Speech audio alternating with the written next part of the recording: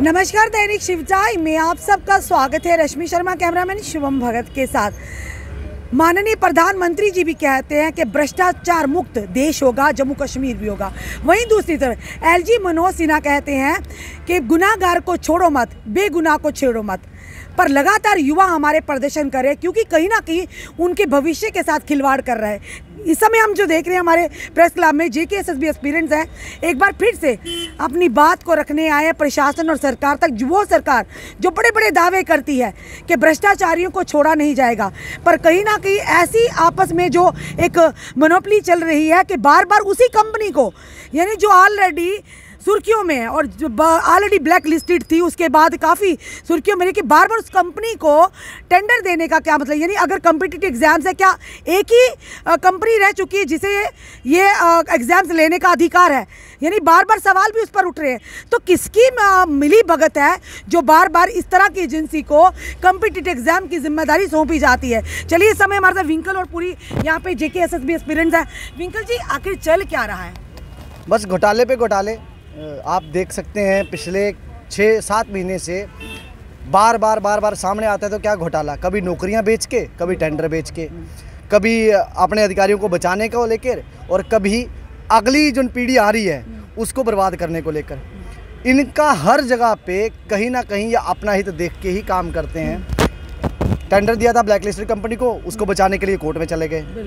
Court से सज़ा हुई, उस सज़ा से बचने के लिए उससे ऊपर वाली कोर्ट में चले गए। आज तक किसी एस्पिरेंट को हक दिलाने के लिए JKSSB कोर्ट नहीं गई है। किसी एस्पिरेंट को उसका हक दिलाने के लिए JKSSB कोर्ट नहीं गई। लेकिन एक कंपनी जो लगातार पेपर लीक जिसके हो रहे हैं वो कर रही है। पहले तो उसने प्रूव हुआ कि वो कर रही है, फिर जब वो टेन्योर पूरा हो गया उसके बाद भी उसके पेपर लीक हो रहे हैं। लेकिन चाहे किसी भी पार्टी की रूलिंग, मेजॉरिटी में उसको जो काम मिला वो मिला BJP रूलिंग, कांग्रेस की रूलिंग राजस्थान में, वहाँ पे उसको टेंडर मिला था। लेकिन उनके ऊपर कार्रवाई के नाम पे क्या हुआ कि वो पब्लिक में आने नहीं दिया गया, पब्लिक डोमेन में आया ही नहीं कि पेपर इस कंपनी ने कराया। पेपर तो लीक हुआ, मीडिया में वो आने नहीं दिया गया। क्यों? अब बाबू लोग हैं, फाइलों के ऊपर ऐसे बैठते हैं, वो रिकॉर्ड बाहर ही नहीं आने देते हैं। हमारे पास रिकॉर्ड है, हम कोर्ट गए, हमने दिखाया, लेकिन उसके बावजूद भी ये खुद उसको बचा रहे हैं। आज की डेट में दोबारा से अभी हमारा कोर्ट डबल बेंच में चल रहा है। डबल बेंच में हमारी हियरिंग है। जो सिंगल बेंच है, जस्टिस नरगाल साहब की जो जजमेंट थी, सब ने उसको एक्नॉलेज किया, उसको देखा और उससे सीखा है कि हाँ गलत था, गलत हो रहा था। वो खड़े हुए साथ में, पॉलिटिकल पार्टियों ने भी कहा, हाँ सारी मीडिया फैटर्निटी सब ने उस जजमेंट को, जहाँ मुझे लगता है एक एक अक्षर से अक्षर उसको पढ़ा। लेकिन सरकार इतना अपना जो सत्ता का जो इसके बाद ताकत है उसका दुरुपयोग किया और उसको DB में चैलेंज किया पूरी की पूरी जजमेंट को। ना कि अगर ये पेपर कराने को मांगते कि हमें पेपर कराने की परमिशन दे दो, तो वो हम कुछ समझ सकते थे कि JKSSB की मंशा साफ कुछ तो है। लेकिन उन्होंने उसमें जो जुडिशियल इंक्वायरी थी उसी को स्टे करा दिया। आज हम देख रहे हैं, अभी कल हमारा केस वहाँ लिस्ट होना है, हियरिंग होनी है कल, आर्ग्यूमेंट्स है। लेकिन JKSSB 6, 7, 8 को एक और पेपर शेड्यूल कर देती है। 3 पेपर मतलब वो पोस्ट से 7, 8 है, लेकिन 3 दिन और पेपर शेड्यूल कर देती है। और वो पेपर इसी कंपनी से, एपटेक से कराती है, कराने के लिए कह रही है। क्यों भाई? जब लोग कह रहे हैं कि नहीं, जब एस्पिरेंट कह रहे हैं कि हमारा ट्रस्ट नहीं है, तुम कौन होते हो? कंपनी लेके आओ, कोई और नहीं है तो खुद कराओ पेपर। तुम्हारे पास तुम लिख के दे दो कि तुम नहीं करा सकते हो, फिर हम देखते हैं कि तुम्हें वहाँ रखना है कि नहीं रखना है। JKSSB की इस नीति के पीछे किसका हाथ हो सकता है? ये सबसे बड़ा सवाल है। यानी क्या सरकार भी JKSSB के ऊपर उसका हाथ है?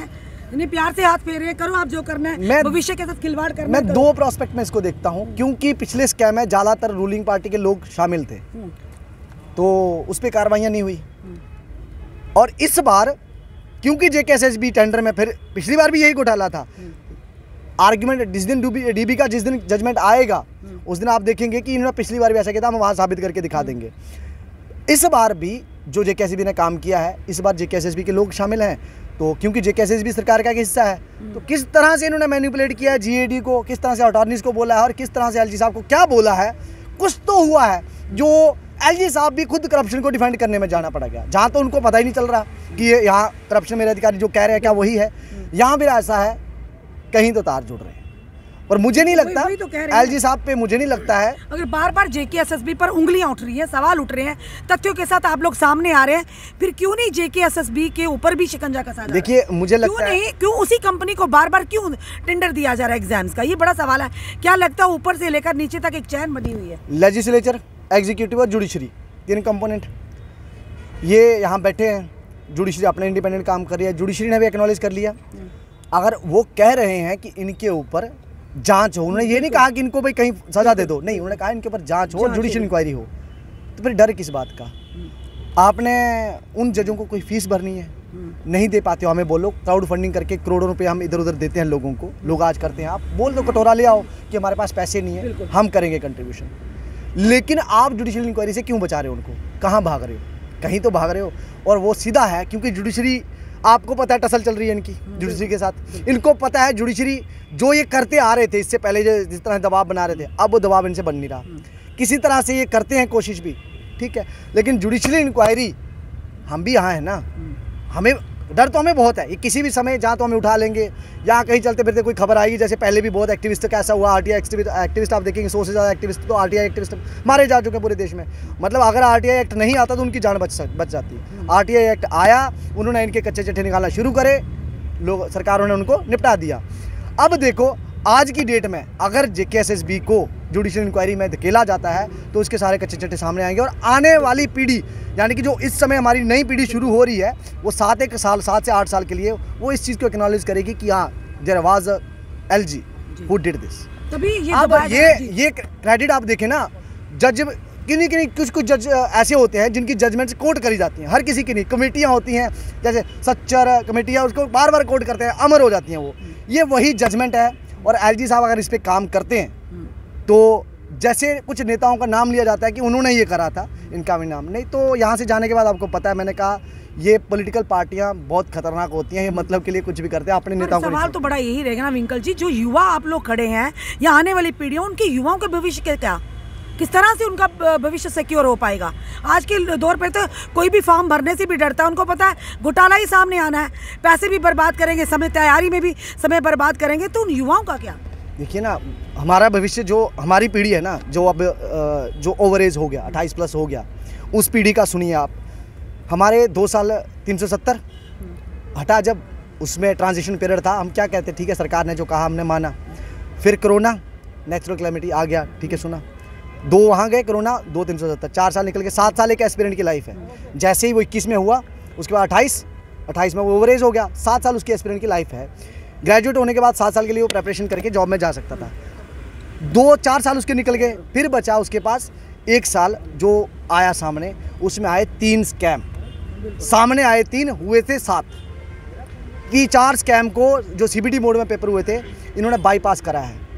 इन्होंने उसकी ना इन्वेस्टिगेशन करी, हम चिल्लाते रहे, जैसे इस बार पेपर लीक हुआ ऐसे ही उसमें होता था, इन्होंने उसको नहीं सुना, ये उस चीज़ को बाईपास कर गए कि हाँ स्कैम कुछ हुआ ही नहीं है, हमारे पास डॉक्यूमेंट्स है, सब कुछ है, इनको पता है जुडिशियल इंक्वायरी में ये वहाँ करेंगे, आके वहाँ बताएंगे, उसी चीज़ से बच रहे हैं कि इनके जो स्कैम इन्होंने दबा दिए थे, चाहे वो मोटर व्हीकल इंस्पेक्टर, चाहे वो दूसरे पेपर्स हैं, प्लांट प्रोटेक्टर है, बहुत सारे हैं जिनके हैं हमारे पास रिकॉर्ड, ये उन सब से बचने के लिए ये सब कुछ चीज़ कर रहे हैं। अगर ये वो ना कर रहे होते, इन्होंने वो इनको स्कैम वो सामने ला गए होते, तो इनको ज़रूरत ही नहीं पड़नी थी। माफिया 2 तरह से ऑपरेट करा है, जैसे हम देखते हैं लिकर माफिया अलग है और माइनिंग माफिया अलग है। लिकर वाला माफिया जो है माइनिंग में इंटरवीन नहीं करता, माइनिंग वाला लिकर में इंटरवीन नहीं करता। ठीक वैसे ही ओएमआर वाला माफिया अलग था, जो फोटो स्टेट मशीनें हैं, जहाँ कंपनियाँ हैं वहाँ काम करता है, और उसी तरह से सीबीटी में कराने वाला माफिया अलग है, जिसका काम है, क्योंकि उनका जो काम करने का तरीका डिफरेंट है।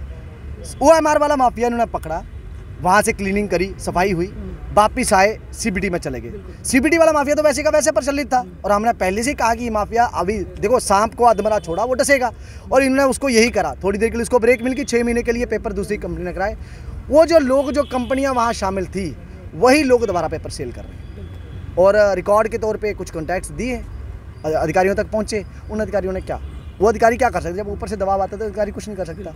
यहाँ पे जेकेएसएसबी नहीं चला रही। जजमेंट में मुझे जहाँ तक शक था, मैं बाद में देखता, मुझे लगा स्टैट्यूटरी बॉडी है, शायद इंडिपेंडेंट होगी, लेकिन बाद में मैंने देखा तो ये जीएडी से चल रही है। जजमेंट में लिखा है, मैं नहीं कह रहा हूँ, जजमेंट में लिखा है ये जीएडी से चल रही है, और जीएडी से ये डिसाइड हो रहा है कि पेपर किस मोड में जाना है, किस कंपनी को जाना है। क्योंकि न्यूज़ नाउ एक प्रिंट में हमारे यहाँ न्यूज़पेपर है, उसमें छपा हुआ था CBI के सोर्स के हवाले से कि एक्स चीफ सेक्रेटरी, उस समय शायद सुब्रमण्यम थे, उन्होंने स्टेटमेंट किसका है, चेयरमैन का और कंट्रोलर का, कि हमें चीफ सेक्रेटरी ने प्रेशराइज़ किया टेंडर देने के लिए मैरी ट्रैक को। मैरी ट्रैक में एक बड़े, जो हमारे यहाँ एक बड़ी पोजीशन में रह के आजकल वो बाहर चले गए, उनका हिस्सा था मैरी ट्रैक में। उनको किस तरह से वहाँ टेंडर मिला था मैंने बताया।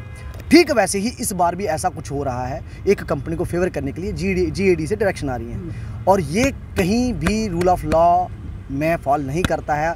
और जब जुडिशल इंक्वायरी होगी वहाँ बुक्स दिखे जाती हैं, किस बुक के अकॉर्डिंग आपने ये किया है, और इनको पता है इन्होंने बुक तो फॉलो करनी नहीं है। इनको लगता है, जो आम तौर पे इनको लगता है, जो आते हैं एक्टिविस्ट या पॉलिटिशियन आते हैं, तो उनको लगता है कि अनपढ़ हैं, और ब्यूरोक्रेट जो होते हैं इनको लगता है कि ये मतलब एक IAS IPS exam UPSC qualify करके हैं, ये सुप्रीम हैं, जुडिशरी से ऊपर हैं, वो इनका भ्रम तोड़ेंगे। बड़े अफसोस और शर्म की बात है, हम साफ तौर पर ये कहने से दोहराया नहीं होगा, बार बार हमारे जम्मू कश्मीर के युवा ने आवाज़ उठाई इस भ्रष्टाचार के खिलाफ, और कहीं ना कहीं GAD और JKSS भी अब कहीं ना कहीं इनकी मिली भगत से हमारे इन युवाओं का, जो आने वाली पीढ़ी होंगे, उनके भविष्य के साथ लगातार खिलवाड़ किया जाए। शर्म आनी चाहिए ऐसी सरकारों को जिनकी इस समय नेतृत्व में सब कुछ हो रहा है। प्रधानमंत्री जी कहते हैं भ्रष्टाचार मुक्त जम्मू कश्मीर और देश भी। क्या लगता है इस तरह से भ्रष्टाचार को हम खत्म कर पाएंगे? और सबसे बड़ी बात, LG महोदय का ये बार बार हम स्लोगन इसलिए उन्हें याद करवाते हैं कि आपके मुखबिंदु से ये स्लोगन निकला था कि बेईमान को छोड़ो मत और ईमानदार को छेड़ो मत। तो ये युवा क्या लगते हैं आपको? क्या बेईमान लगते हैं जिन्होंने बेईमानियों के गले में एक बांस का काम किया है, हड्डी का काम किया, ना निगल सकते हैं ना ही थूक सही, कांटा बन के चुभ रहे हैं, क्योंकि ये सच सामने लेकर आए। चलिए सतवीर जी, क्या क्या चल रहा है माहौल, ये संक्षेप में आप बताइए। संक्षेप में यही बताऊंगा कि ये जो बच्चे हैं ये इंसाफ की गुहार लगा रहे हैं, और हमारे यहाँ पे कार्यालय है, वहाँ पे इंसाफ की बात होती है। हर LG साहब भी इंसाफ की बात करते हैं, लेकिन जब बच्चों की बात आती है तो इंसाफ नहीं होता। एक दिन पहले कोई आर्डर आता है, दूसरे दिन डबल बेंच में उसको चैलेंज कर लिया जाता है, अब रोक दिया जाता है। सबसे बड़ी बात, JKSS भी किसका यानी कि बचाने का प्रयास कर रही है? मेरे ख्याल से JKSS भी अपने जो ऊपर हुक्मरान हैं उनको बचाने का प्रयास कर रही है, क्योंकि सबसे बड़ी बात ये है कि ये जो बच्चे हैं, पहले भी केस एक लड़ा, एग्ज़ाम कैंसिल हुआ, फिर से ब्लैक लिस्टेड को दिया। अगर ब्लैक लिस्टेड को मेरे ख्याल से इस सरकार का जो हिसाब ये है, इनका जो भी लेना देना है वो आजकल ब्लैक लिस्टेड लोगों के साथ और ब्लैक लिस्टेड कंपनियों के साथ हो गया है। इनकी कोई उनके साथ पत्ती है, बच्चे बाढ़ में जाएं कोई फ़र्क नहीं पड़ता, लेकिन उनका अपना चंदा टाइम टू टाइम पहुंचना चाहिए। इसलिए देखिए, अभी केस की तारीख कल है, लेकिन एक कैलेंडर निकल गया, 6-7 को एग्ज़ाम भी है और वही कंपनी लेगी। इसका मतलब उनका पूर्णतः विश्वास है कि केस हमारे फेवर में आएगा, कुछ भी हो हम तो अपना काम करेंगे भाई। और उनको कैसे इतना यकीन है, कॉन्फिडेंस ही होगा ना तो ही वो ये कर रहे हैं। इट मीन्स वो इन बच्चों के साथ आने वाले समय में बहुत बड़ा धोखा करने वाले हैं। अब कोर्ट में क्या बताएंगे क्या नहीं बताएंगे हमें नहीं पता, लेकिन हमें जुडिशरी पे पूरा यकीन है कि वो जुडिशरी इन बच्चों को देखेगी, इनके सबूतों को देखेगी और अच्छा फैसला लेगी, ऐसा फैसला लेगी जिसमें उनको भी लताड़ लगेगी और इन बच्चों के साथ भी इंसाफ होगा। और आप कल देखिएगा जब यहाँ पे सुनवाई होगी तो ये सारे बच्चे सुनवाई के लिए वहाँ पे ज़रूर पहुँचेंगे, क्योंकि इनके भविष्य का सवाल है। ये इनके पास तो यहाँ तो आप बता दीजिए, जब लिस्ट निकालते हो कि 25 लाख रुपये इसका रेट है, 15 लाख इसका रेट है, 5 लाख, तो पढ़े क्यों? तो जो मजदूर यहाँ पे हैं उनको भी बता दीजिएगा, वो जो दिहाड़ी लगाते हैं वो कमेटी डाल लेगा, निकाल लेगा, जब 28 साल का होगा कमेटी निकाल लेगा, क्योंकि नौकरी लेनी ऐसा है कि इतने पैसे देने पड़ेंगे। आपने पढ़ाई का तो कोई एक वैल्यू ही नहीं रखी है आज की डेट में। और ये जम्मू कश्मीर का जो युवा है ये आज की डेट में सख्त इनके भी खिलाफ है और अपोजिशन के भी खिलाफ है। ये भारतीय जनता पार्टी की बात करते हैं, वो तो अपनों को बचाएगी ना। अब बिल्ली ने मलाई खाई है तो वो तो अपनों को बचाएगी, बिल्ली थोड़ा ना कहेगी मैं चोर, अगर चोर होगी तो डंडों डंडों से मार ही उसको पड़ेगी, वो तो अपना नाम नहीं लेगी। लेकिन जो बाकी पार्टियां वो कहाँ पे सोई हुई हैं। जब राहुल गांधी जी आए थे कितने जोश से लबरेज थे सभी कांग्रेसी मेरे भाई, आज कहाँ पे है वो इनका साथ देने क्यों नहीं आते?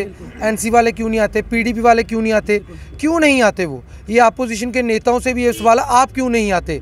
और जब आते हो तो कहते हो बच्चे हमें मौका नहीं देते। कभी कहते नहीं ईद की चांद की तरह, कभी मुंह दिखाओगे और कहोगे कि हम स्टेज शेयर करने को दे दो। क्यों दे दो? अगर हम आज से लेके आज तक लड़ रहे हैं, किस लिए लड़ रहे हैं? इनके हक इंसाफ के लिए लड़ रहे हैं। यहाँ तो आपके कोई कच्चे चिट्ठे हैं, आप तो बता दीजिए कि नहीं हमारे कच्चे चिट्ठे खुल जाएंगे इसलिए हम नहीं आ सकते, क्लियर कर दीजिए, क्यों इनको मूर्ख बना रहे हो?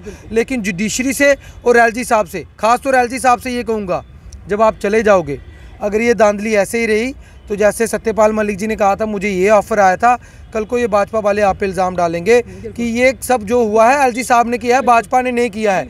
बख्शेंगे नहीं, सियासत किसी की सगी नहीं होती। एलजी साहब आपकी भी सगी नहीं होगी, इसलिए कृपया करके एक ऐसा फैसला करके जाइए, जैसे मेरे भाई ने कहा कुछ जजमेंटें होती जिनको याद रखा जाता है। आप भी एक ऐसा फैसला करके जाइए कि ये बच्चे आपको याद करें, एलजी मनोज सिन्हा जी थे जिन्होंने हमारे फेवर में दिया और ईमानदार लोगों की जीत हुई। और इसके लिए मैं आपसे हाथ जोड़ के गुजारिश करना चाहता हूँ, कृपया करके इन बच्चों के साथ इंसाफ करिए। और ये बच्चे खाली जम्मू के नहीं हैं, जम्मू कश्मीर के 20 डिस्ट्रिक्टों में ये बच्चे हैं। जब ये हल्ला बोल आपके खिलाफ करेंगे ना, ये वो वाले बच्चे में नहीं, अनपढ़ गवार जिनको आप कुछ दे के बहला के फुसला लोगे। ये पढ़े लिखे समझदार बच्चे हैं। आने वाले वक्त में इनको क्या करना है, इनको पता है। आने वाले वक्त में ये वो ना करें, इसलिए आप इनके साथ इंसाफ करिए। जय हिंद। धन्यवाद, बहुत बढ़िया आपने सतवीर जी, बड़ी अच्छी दिल इन लोगों की मन की बात कह दी। क्या कहोगे जी आप? मैम, हम यही डिमांड करते हैं कि जो भी 2013 के बाद होता आ रहा है अब वो ना हो। एलजी साहब से यही होप है कि बार बार ये ब्लैक लिस्ट कंपनी ना लाएं, बच्चों को ना लड़ाएं आपस में। जो अभी जजमेंट पेंडिंग है उसको फॉलो करें। अभी तो इन्होंने एडमिट कार्ड भी निकाल दिए, कोई उसको फॉलो नहीं करता। ऐसे तो बड़ी बड़ी मीडिया वाले सारे ये न्यूज़ देते हैं कि राहुल गांधी ने नहीं खाए लखनपुर में पकोड़े, इधर यूथ इतना लड़ रहा है, इनको कोई खबर नहीं है, इतने स्कैम्स हो रहे हैं, कोई खबर नहीं है, कोई स्कैमर्स अभी तक। मीडिया तो आपकी बात तो सामने ला ही रहा है। यस मैम, मीडिया को तो आप ब्लेम नहीं कर सकते। नहीं मैम, हाँ पार्टी वाले ही मैं बोल रही हूँ, जैसे कुछ लोग हैं वो नहीं करते न्यूज़ कवर, क्योंकि सियासतदान ही चोरियां बचाते हैं ना, हम लोग थोड़ी, हम तो सामने लाते हैं ना। हाँ, अभी मैम स्कैमर्स को बचाया जा रहा है कहीं ना कहीं, तो हमें फिर मेहनत करने का कोई फ़ायदा नहीं है अगर ऐसे होता रहा तो। धन्यवाद। कहते हैं कि युवा जो है देश की रीढ़ की हड्डी है, तो खुद सोचिए इस रीढ़ की हड्डी को तोड़ने का काम कौन कर रहा है, ये सबसे बड़ा सवाल रहेगा। और आज की जो साबिका सरकार है उनसे सवाल बनता है, भाई एक तरफ से आप कहते हैं भ्रष्टाचार मुक्त देश, तो हमारे युवा जो लगातार भ्रष्टाचारी की कारकर्दगी सामने लेकर आए सबूतों के आधार पर, तो क्यों उन लोगों पर शिकंजा नहीं कसा जा रहा जो हमारे सैकड़ों हज़ारों युवाओं के भविष्य का साथ लगातार खिलवाड़ करते आए हैं। आगे आने वाले समय में भी आने वाली पीढ़ियों के साथ भी, उन युवाओं के साथ भी खिलवाड़ होगा। तो ये समय है एकजुट होकर इस भ्रष्टाचार के खिलाफ आवाज उठाइए, चाहे वो JKSSB हो, चाहे वो JD हो। आखिर किन लोगों को प्रयास किया जा रहा बचाने का JKSSB द्वारा? आखिर कौन है वो लोग? आखिर किसकी शय पर ये सारे घोटाले किए जा रहे बार बार उसी कंपनी को ये टेंडर देकर? आखिर किसके साथ हमदर्दी की जा रही इन युवाओं के भविष्य के साथ खिलवाड़ कर? ये बड़ा सवाल रहेगा यहाँ की सरकार और LG एडमिनिस्ट्रेशन के लिए। LG एडमिनिस्ट्रेशन बिल्कुल सही कहा सतवीर जी ने, आप ऐसी मिसाल कायम कर जाइए ताकि आप आने वाले समय में आपका नाम सुनहरे हरफों में लिखा जाएगा कि जो कोई ना कर सका वो LG मनोज सिन्हा करके गए, जो युवा हमारे आने वाली पीढ़ियाँ भी उसे याद करेंगी। अपने कमेंट, अपने सुझाव हमें ज़रूर दीजिए। इस वीडियो को जितना हो सके शेयर कीजिए। जुड़े रहिए हमारे साथ अगले अपडेट के लिए। जय हिंद, जय भारत।